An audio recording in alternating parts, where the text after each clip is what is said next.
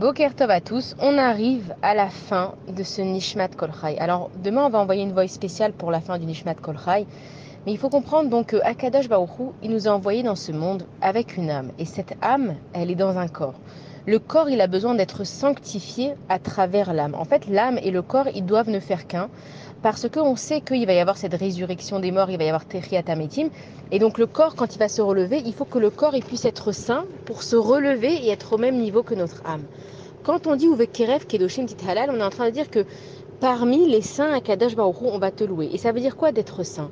En fait, Akadosh Baruch Hu, qu'est-ce qu'il a fait? Nos Neshamot, elles lui appartiennent. Elles étaient toutes à côté de lui dans le ciel.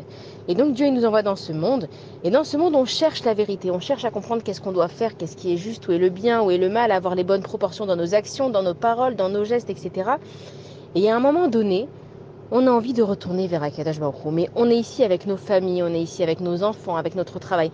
Donc, en fait, comment est-ce qu'on peut en même temps retourner avec Akadosh Baruch Hu, en même temps vivre avec Akadosh Baruch Hu? Et quand on se plonge en fait dans la Torah, quand on se plonge dans ce monde de la vérité, qu'on essaye de travailler sur soi, de comprendre la Torah vraiment, on prie et on demande à Akadosh Baruch Hu de nous aider dans nos problèmes, de nous sortir de cet exil, de nous sortir de ces malheurs. On fait un appel à Akadosh Baruch Hu. Et donc nos téphilotes, comme on sait, elles sont toujours répondues. Il y a un moment pour chaque chose, mais notre téphilote, elle monte. Et quand notre téphila, c'est le moment qu'elle soit répondue, quand on lui demande vraiment à Akadosh Baruch Hu qu'on veut être proche de lui, qu'on veut le comprendre, qu'on veut l'aimer, qu'on veut le servir, qu'est-ce qu'il fait Akadosh Baruch Hu? Lui, il a un royaume. Il nous a promis donc ce fameux Mashiach. Ça va être quoi? Ça va être un royaume où il n'y a que des justes. Et nous, en fait, dans nos vies, plus on a de l'expérience, et plus on a envie d'être entouré des gens qui sont honnêtes, on a envie d'être entouré des gens qui parlent bien, on a envie d'être entouré des gens qui sont respectueux, on a envie de vivre avec des gens qui savent vivre, qui ont du savoir-vivre, qui ont des bonnes midotes. Et donc, Akadosh Baruch Hu, il veut exactement cette chose-là. Et en fait, il nous envoie dans ce monde pour nous tester. Il nous envoie des épreuves. Et donc, moi, en fait, quand je vais prier à Akadosh Baruch Hu, je vais dire, Dieu, je veux être proche de toi, je veux être avec toi, je veux avoir le droit au Mashiach, je veux avoir le droit aux récompenses. Qu'est-ce qu'il fait Dieu? Il m'envoie des messagers à la porte qui toquent et qui m'envoient des épreuves. Et Dieu, il me dit, regarde, moi, dans mon palais, on ne dit pas de la shonara. On ne parle pas du mal des uns des autres parce qu'on s'aime tous.